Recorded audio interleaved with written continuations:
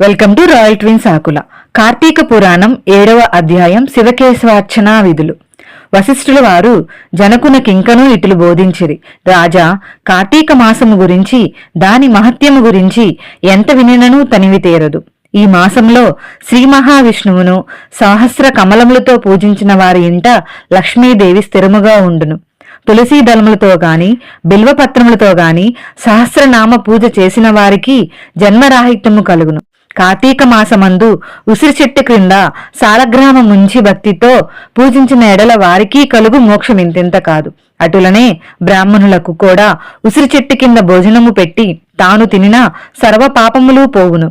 ఈ విధముగా కార్తీక స్నానములు దీపారాధనలు చేయలేని వారు ఉదయం సాయంకాలం ఏ గుడికైనను వెళ్లి భక్తితో సాష్టాంగ నమస్కారములైనను చేసిన ఎడల వారి పాపములు నశించును.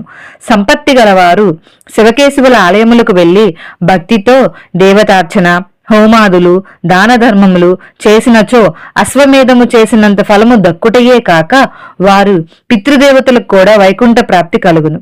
శివాలయమున గాని విష్ణు ఆలయము గాని జెండా ప్రతిష్ఠించినచో యమకింకరులకు దగ్గరకు రాలేదు సరికదా పెనుగాలికి ధూళి రాసు లెగిరిపోయినట్లుగా కోటి పాపములైనను పటాపంచలైపోవును.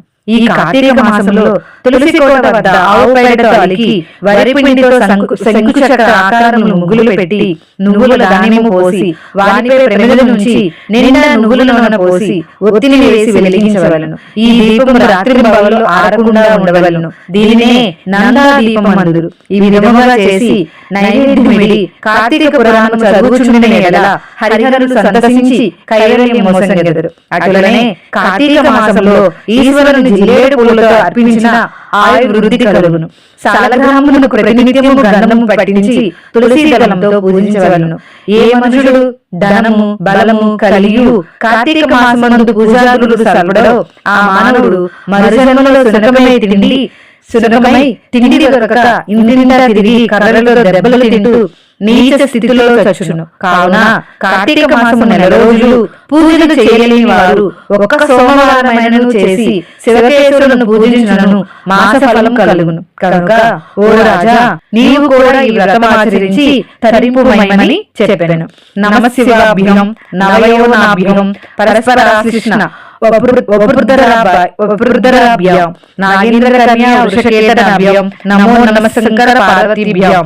ఇట్లు స్కాంద పురాణాంతర్గత వశిష్ఠ ప్రోక్త కార్తీక మహత్య మండలి 7వ అధ్యాయం పారాయణం సమాప్తం. Thank you for watching. Thank you so much.